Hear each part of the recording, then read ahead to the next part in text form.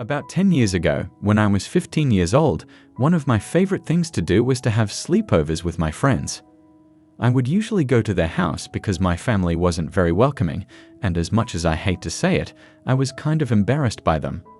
This time in particular, it was a Saturday night, and I was staying at my friend Chase's house. Chase's parents were rich and had a really beautiful home, and I just loved being there. Whenever I was over there, we would do just about everything. His dad had a man cave in the basement with a 65 or so inch TV, a pool table, a foosball table, and even a hot tub. Seriously, some of the best times of my childhood were over there, and Chase and I are still great friends even till this day. However, not everything is sunshine and rainbows. We went through some seriously crazy things together. It was around 8 o'clock, and we were just doing our usual thing, hanging out in the basement and goofing off when all of a sudden, Chase's dad came down the stairs to inform us that him and Chase's mom had to leave and that they won't be back until late that night, like 4 o'clock in the morning late. We'd probably still be up by then because usually we pulled all-nighters on the weekends, so we didn't really mind that they were leaving.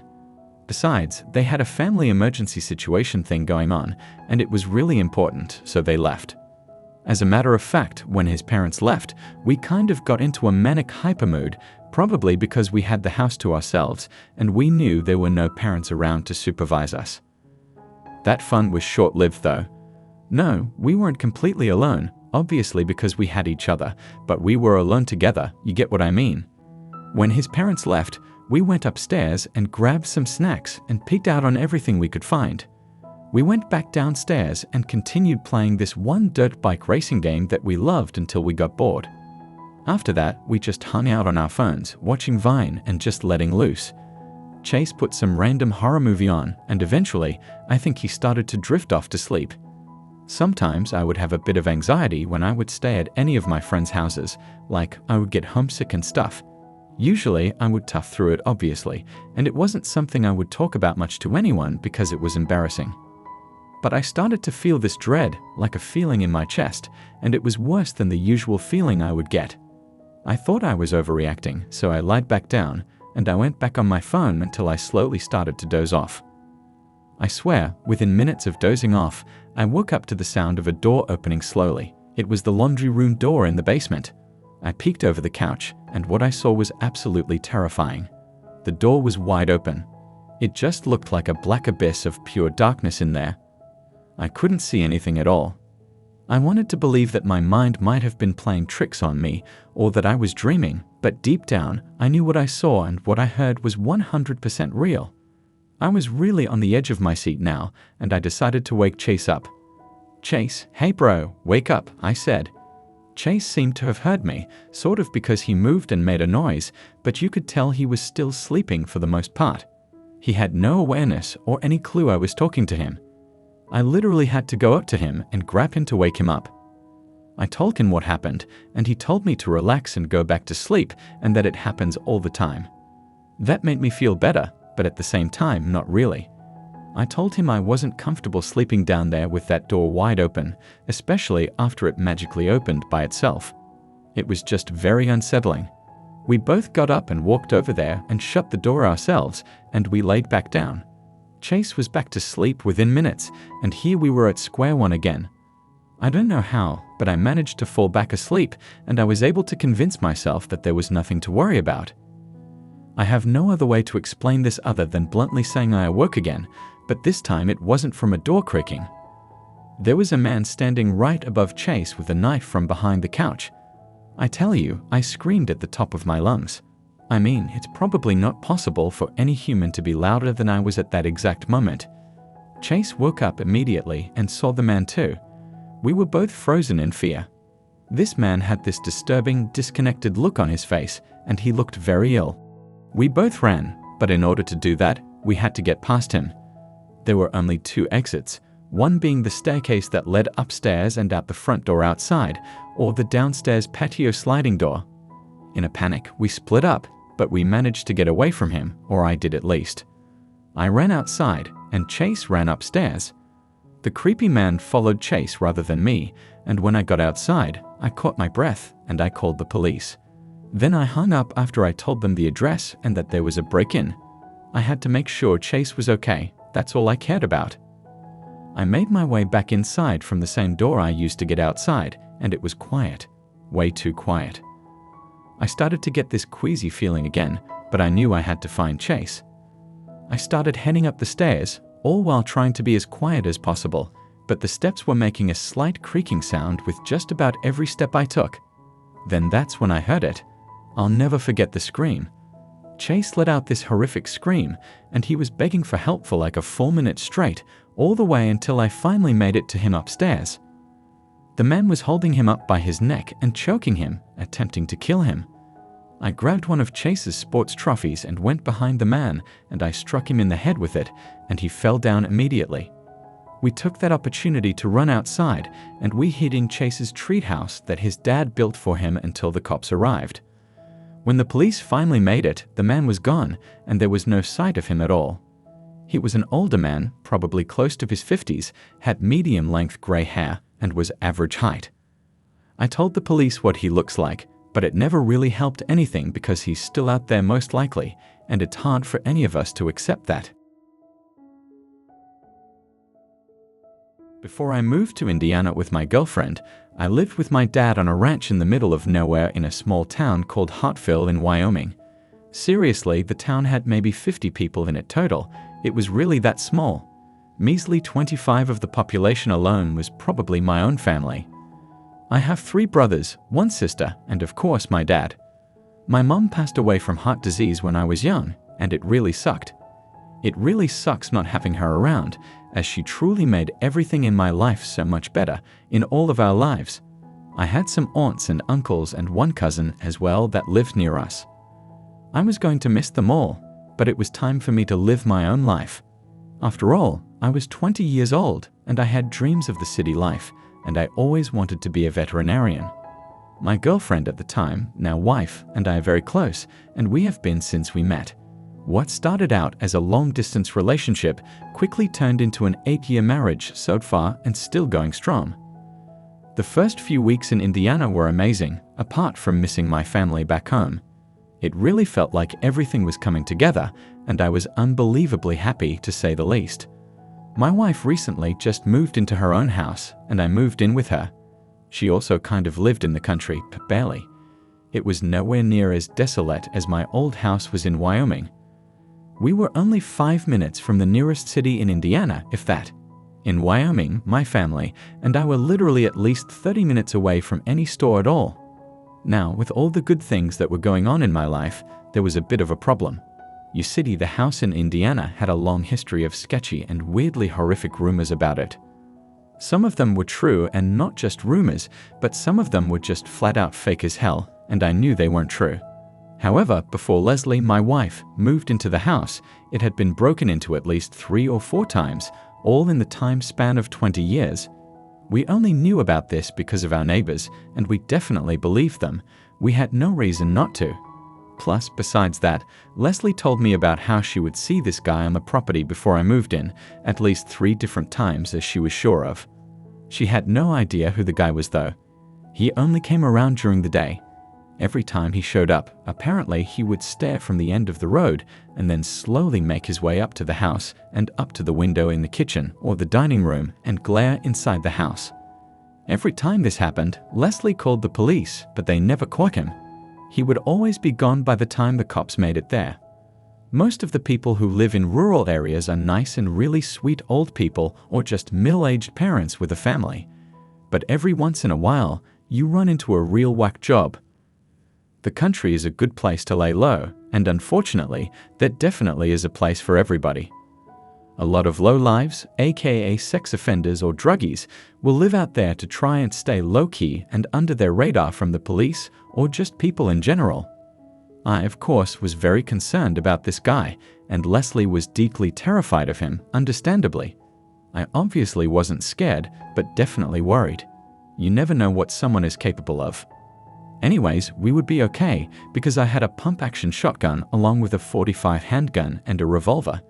And even at that, I had my fair share collection of knives and daggers. I reassured Leslie that everything was going to be okay. Well, one night around 10 p.m., give or take, we were hanging out in the living room watching a movie, and we were both half asleep. Shockingly, we both woke up to a knock on our front door. It was extremely loud and completely out of the blue, so it jump-scared the living heck out of us. I jumped up and ran to our room, and I grabbed my shotgun out of the closet before anything, and I was about ready to lose my cool. I looked out of the blinds first to make sure it was someone we didn't know. We both got a good look at the man, and Leslie confirmed it was the same stranger who had been showing up to the house unannounced time and time again. He hadn't seen either of us yet at this point. I opened the door and I prepared for the worst, but just like that, he was gone. I stepped outside, and I swear I saw something out of the corner of my eye. I told Leslie to go back inside and grab the .45 and to sit in our room on the bed and wait for me. I looked all around for the man, and I was yelling at him and telling him to show himself. That's when it hit me. I looked over to my left, and I saw that our shed, that we don't even use, the side door was wide open. I ran over to the shed, and I started hearing noises inside, almost like somebody was moving stuff around. The light was off, and I couldn't see a thing. I didn't say anything because I didn't want him to know I was right there. I was going to wait for him to come out, but something got a hold of me inside, and I couldn't hold back. I was so pissed off that he was scaring Leslie and him disturbing our night. I was genuinely infuriated. I wasn't going to let him get away with this, even if my life depended on it. I slowly but surely made my way to the door, and I was almost inside now. I took one more step, and now I was directly in the doorframe with my other leg behind me, still touching the grass outside. I looked inside, and the noise stopped. He must have heard me or noticed me somehow. I wanted to turn on the light, but of course, the light bulb was out because it wasn't turning on. That's when things went from horrible to much, much worse. Out of nowhere, I heard the man start running towards me, and I stepped back, and I couldn't believe it, but I accidentally pulled the trigger. I stood still in disbelief as I couldn't believe what I just did. I didn't hit him, but I'm saying he didn't even seem scared. He continued running at me, and I hadn't even pumped the shotgun yet after shooting him. At this point, I was probably 10 feet away from the shed, and there he was. We were staring right at each other. I pointed the gun at him, and I told him to leave, or I was going to kill him. "Do it then. You won't kill me, you're a coward," he taunted, then proceeded to call me every name in the book. Then that's when the police sirens came about in the mere distance, and he knew he was done for. I looked at him with a deceiving smile, and I dropped my shotgun as he tried to run away. I tackled him to the ground, and I put him in a full Nelson, and I held him there until the cops arrived on the scene and let them do their thing. I'm glad Leslie called the police. I was hoping that's what she was doing because I didn't tell her to. Everything happened so fast, and I was worried she wasn't going to call them, considering the last 3 times they showed up 30 minutes late each time. Anyways, we're worried that he's going to come back. We have a restraining order on him, but obviously, there's really nothing stopping him from coming back if he really wanted to. When he gets out of jail, that is, or maybe he already is out of jail. I don't know. All I know is that if he does come back, his ass is mine, and next time, I won't be so nice. Family comes first, and I won't let anything get in the way of that. Leslie and I are trying to move, but it's a lot easier said than done. She spent just about all of her savings on the down payment of this place, so we're going to have to hang tight for a while. It all went down in the summer of my 8th grade year. I was on my way to finally becoming a high schooler, and it was legit one of the best summers of my life. I had 2.5 months of no school until I was officially in high school. I used my time up mostly by playing video games, sleeping, or playing basketball with my friends. I was actually home alone for a whole entire week, and my parents thought I could hold down the fort. They trusted me, so to us as a family, it wasn't really that big of a deal. Besides, I had a cell phone, so if anything were to go wrong, I would have a way of calling someone for help. My dad also gave me access to one of his credit cards in case I were to get hungry and didn't want to eat what we had at the house. Really, I was stoked about having the house to myself. I've had people tell me that it was pretty messed up of my family to leave me alone for that amount of time, especially considering I was barely 14 years old. I don't really think so though. They didn't expect anything bad to happen, and neither did I. It was a rare occasion as well that they were gone for so long. This wasn't something they did often. As a matter of fact, I still live with my parents now, and I'm 19 years old. Ever since that day everything went down, I haven't been home alone for more than 24 hours at its time. It was a Friday night around 11 p.m. when I heard my phone go off. I received a text message from an unknown number, and all it said was, "Hey." I messaged him back and asked who they were, and they immediately became passive-aggressive and were upset with me for not knowing who it was. I apologized to them, thinking it was someone I was close with. I did just get a new phone a few months prior and I lost all my contacts, so I explained that to them, and they still seemed pretty upset. They started harassing me, and I ended up thinking that they were just pranking me, so I turned my phone on silent and continued playing my PlayStation. I'm not sure how long after, probably around 10 minutes or so, I would say, I heard a knock on my bedroom window. I thought I was just hearing things at first, but I still decided to check and see who was out there just in case. I moved my blinds over to the side and I looked out the window, but I didn't see anyone. I wasn't convinced though. I knew I heard a knock, and I was starting to become very paranoid.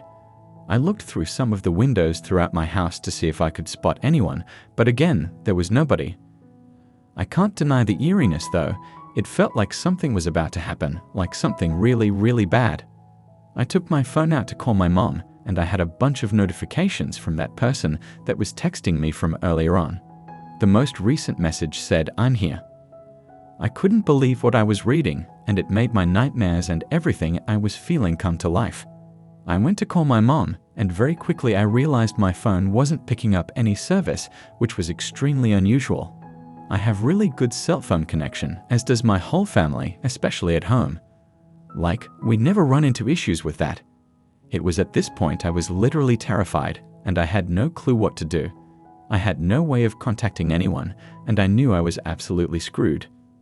I wanted to message that person back and tell them to leave me alone, but obviously I couldn't considering I had no service. If you're wondering why I didn't use my Wi-Fi to send an iMessage, it's because the person texted me wasn't on an Apple device. I was pacing back and forth in my living room when all of a sudden I heard some noises coming from outside. I went to the direction of which I heard the noise, which was toward the back patio, and I listened. Someone was screaming for help at the top of their lungs over and over. My heart began thumping out of my chest, and my initial reaction was that it was a setup. But me being the kind of person I am, and considering I took boxing classes for years and knew how to fight, I wanted to stick up for myself and for whoever was potentially being hurt. I'm not going to lie. I was really wanting to beat the crap out of whoever was harassing me. Plus, I knew if I didn't do something now, that something bad was likely to happen anyway, so I did the unthinkable. I walked outside to my back patio and it was silent. The only thing I could hear were the crickets chirping. I waited for a second until I yelled, "Hey, who's there?" "Hey, don't mess with me, man. You don't want to start something you can't finish," I said. Almost right after that, there was an extremely bright light flashing at me from afar. Our house sits on quite a bit of land, and we have a huge backyard with tons and tons of trees. Whoever it was pointing the light at me, clearly trying to piss me off. The light then began moving all around, towards my direction at the house for a minute, then it turned off. Within an instant, screaming picked back up again. It was the same voice pleading for help. I knew it was now or never. I ran back inside and into the garage and grabbed my old baseball bat as a weapon, and I made my way back outside towards the woods, heading directly where I first saw the flashlight. My heart was fluttering at this point, as I wasn't sure what to expect. As I got closer and closer, my anxiety about doubled. I couldn't believe that I was in this situation, and I had a sudden realization that what I was doing was pretty stupid. Right when I was about to turn around to go back inside, somebody from the woods that I couldn't see said something to me. "Hey, over here, man," the voice ahead of me whispered and told me to quiet down. He asked me to help him, and he said he was tied up to a tree and that someone had kidnapped him. Obviously, this alarmed me to the extreme. However, despite me thinking it was possibly a setup, I went with my gut feeling of helping this guy. "Hey, it's going to be okay, man, just calm down. I'm going to call the police for you, just hang tight," I said. That's when he started yelling at me, basically. "No, help me right now. You don't understand. He's going to come back in a few minutes and kill me, he said. I was in a really bad situation as I just wanted to do the right thing. Okay, I'm coming. Where are you? I asked. I'm just right ahead. Just keep walking straight. I can already see you, he replied. My heart was beating at an incomprehensible rate now, even much so that I'm surprised he didn't pass out. All the things that were crossing my mind set me into a panic, and I was fully into the woods at this point. I looked ahead after walking for maybe 20 or 30 seconds, and I saw a dark shadow that looked like a person maybe about 30 feet away. Hey man, is that you? I asked, but he didn't reply. I sat in silence for a moment while I tried to piece together what the hell was happening. If that was him, or even if it wasn't him, I was in some deep trouble because the man I was looking at definitely wasn't tied up to a tree. He was standing up straight and very much alive. And only a moment worth of time, the person started running at me. It was at that exact moment I started backing up, and slowly I eventually snapped out of it and I booked it all the way to my house. Somehow I made it inside before he caught up to me, shut and locked the sliding glass door behind me, and he was standing right there pulling on the door trying to get it open. He was a very tall but slender-looking man with a wolf mask on and one big-ass hammer. I barely hesitated and I ran to my room. I know what you're thinking right now too. Why didn't I just defend myself with the bat? Well, originally that was my plan, but what happens, I don't know. I was absolutely terrified, and you would be too if you were in that same situation. I was pacing back and forth in my living room, trying my luck with my phone again, but still, I had no service. I started having some sort of manic episode, and I began screaming and punching my couch. I was extremely angry, and I was sick of being the victim. I about ran out there and peed in myself, but I chose a different approach. I waited patiently, and sure enough, after only a minute, he was knocking on my front door. I ran over to the door and I told him, "Come on in, man, see what happens if you step even a single foot in my house. You won't be walking out if you do, that's for sure." He then started laughing. I just kept quiet and I went back to my room. The knocking grew louder and louder, and eventually he started screaming. I had no idea what he was saying, but I think he was mocking me. A few minutes went by of this, and that's when I heard my living room window shatter. I got myself ready, and I hid behind my open bedroom door, just waiting for him to walk in. The footsteps got closer and closer as he walked into a few different rooms. Now he was heading to mine. I gripped the bat tighter and said a little prayer. He walked in, and I was able to hit him in the head with the bat, and he fell straight to the ground. I hit him a few times while he was down as well to make sure he wasn't getting back up anytime soon, and I ran. I ran down the road about 5 or 6 miles to my friend's house, and when I finally got them to answer the door, I briefly explained what happened, and they let me use their phone to call the police. A few police officers were sent to my house and a few officers to my friend's house as well. I then called my parents, and they rushed home. They were over 2 hours away though, so it was going to be a while before they made it back. I told the police exactly what happened, and it turned out I had killed him. I didn't know if he was dead or not until the police officer told me. I was worried I was going to be in trouble even though I didn't do anything illegal. It was self-defense. The police took me in for questioning, and since I was a minor at the time, they had to bring my parents in as well. Yes, I killed a man as a teenager, and everything about it has completely changed my life. I've been numb, I've been scared, and I've been anxious.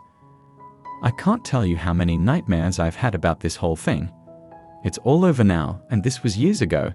Sometimes it feels like it only happened yesterday, and I relive the whole thing, all the blood, the screaming, and more importantly, my innocence.